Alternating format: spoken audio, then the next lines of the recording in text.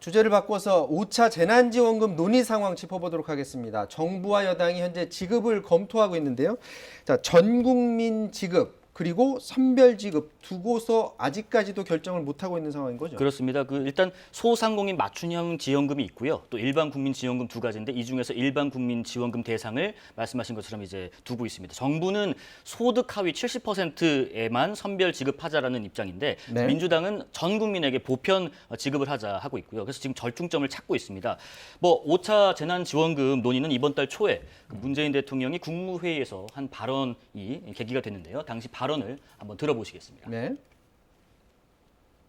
정부는 코로나 회복 과정에서 양극화와 불평등 해소, 일자리 회복에 최우선 순위를 두고 정책적, 재정적 지원을 집중해 주기 바랍니다. 예상보다 늘어난 추가 세수를 활용한 추경 편성을 포함하여 어려운 기업과 자영업이 활력을 되찾고 서민 소비가 되살아나며 일자리 회복 속도를 높이는 등 국민 모두가 온기를 함께 누릴 수 있는 포용적 경제 회복을 위해 총력을 기울여 주기 바랍니다. 자, 그러니까 당초 예상했던 것보다 세금이 더 거쳤다는 거예요. 그러니까 그 돈을 가지고 코로나로 위축된 우리 경제 좀 살리기에 쓰자라는 건데 세금 얼마나 더 거친 겁니까? 그 발언이 있던 같은 날 기재부가 경제 동향 자료를 발표했는데요. 그걸 네. 보면은 지금 보시는 것처럼 1월부터 4월까지 누계 국세 수입이 전년 동기보다 32조 7천억 정도 늘었다고 합니다. 세목별로 보면은 법인세가 한 8조 2천억 정도 더 늘었고요. 그다음에 부가가치세, 양도소득세, 증권거래세 순으로 많이 늘었습니다. 자, 정부가 추경 편성할 때 보면은 이렇게 추경 편성하면은 빚 더 늘어난다라고 했는데 이거는 세금 더 거둔 거니까 그런 재정에 어려움을 준다 이런 논란은 이번에는 없는 거예요? 그러면? 없습니다. 어제 대정부 질문 경제 분야가 있었는데 홍남기 경제부총리가 이번만은 국가 채무가 늘어나는 일이 없다. 이 추가 세수 범위 내에서 추경을 할 것이다. 이렇게 답변했습니다.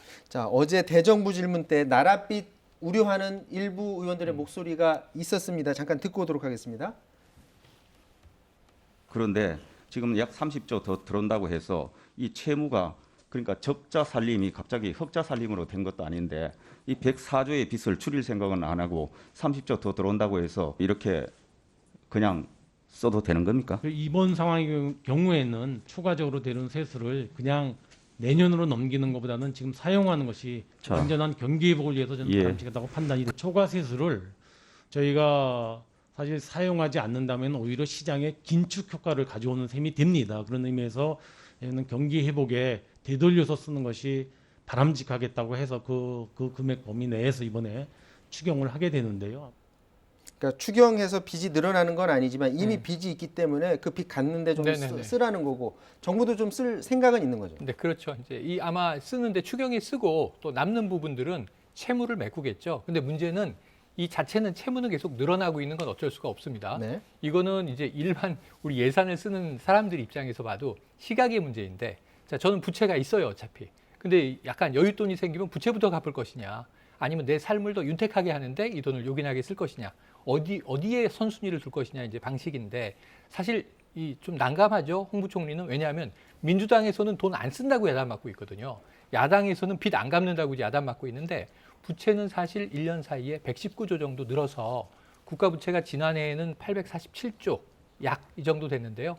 올해는 지금 966조 정도로 늘 거고요. 그리고 이 추세로 본다면 내년에 이제 1000조 국가 부채가 넘을 가능성이 있습니다. 아직까지도 전 국민한테 다 줘야 되는지 아니면 선별 지급해야 되는지 다들 생각이 좀 다른 것 같아요. 앞서 말씀하실 때 정부는 70% 고수하고 있다고 그랬잖아요. 네, 소득 하위. 그럼 구체적으로 어떻게 되는 겁니까? 그러니까 재난지원금 지급할 때마다 그 정부 기조는 좀 일관됐었습니다. 그러니까 선별 지급하자라는 입장이었는데 말씀드린 것처럼 소득 하위 70% 지급을 하자는 거고요. 현재까지는 액수는 보시는 것처럼 과거 전례를 바탕으로 1인 가구 40만 원부터 4인 이상 가구에는 최대 100만 원까지 주는 방안이 거론되는데 여기에 그 한 가지 좀 재미있는 게 있습니다. 신용카드 캐시백이라는 것을 이용해서 전 국민에게 재난지원금을 지급하는 효과를 내는 보완 방안도 지금 언급이 됐습니다. 잠깐 신용카드 캐시백이라는 게 뭐죠? 포인트 넣어주겠다라는 건가요? 예, 그러니까 이제 4, 5, 6월, 그러니까 2분기 동안 쓴 신용카드를 쓴 금액보다 7, 8, 9월 석 달 동안 신용카드를 더 많이 썼으면 그 초과한 액수의 10%를 돌려주겠다는 정책인데 쉽게 말하면 예를 들면 뭐 2분기보다 3분기에 신용카드를 100만 원 더 썼으면 100만 원의 10%인 10만 원을 돌려준다는 겁니다. 근데 잠깐 이해가 안 되는데 네. 전달보다 100만 원 더 쓰면 10만 원 넣어주겠다라는 건데 네. 전달보다 100만 원 더 쓰는 게 쉽지가 않잖아요. 네네. 일반적인 가정에서 그렇게 그렇죠. 많이씩 쓰나요? 맞습니다. 그러니까 전달은 아니고 전 분기니까 네. 3개월 묶음인데 저도 계산해봤어요. 아주 쉽게 말씀드릴게요. 2분기에 한 달에 100만 원씩 써서 분기에 300만 원 썼습니다. 근데 3분기에 더 많이 써야 증가돼야 포인트를 준다고 하니 네. 제가 이 4분기에 쓸 돈까지 막 미리 결제를 해서 네. 이 3분기 석 달 동안 400만 원 쓴 거예요. 100만 원 더 썼죠. 그럼 여기서 10% 10만 원 돌려준다는 거죠. 이 10만 원을 카드 포인트로 캐시백하기 위해서 제가 100만 원을 더 썼는데 그럼 90만 원 초과 지출했잖아요. 10만 원을 받기 위해서 제가 90만 원 더 쓸까요? 이런 고민들을 해보면 우리 일반 살림에 이게 좀 부합하는 이야기인가 하는 고민들을 많이 또 이제 문제 제기하는 것도 사실입니다. 그러니까 그렇다 보니까 왜 이 방법을 택했지?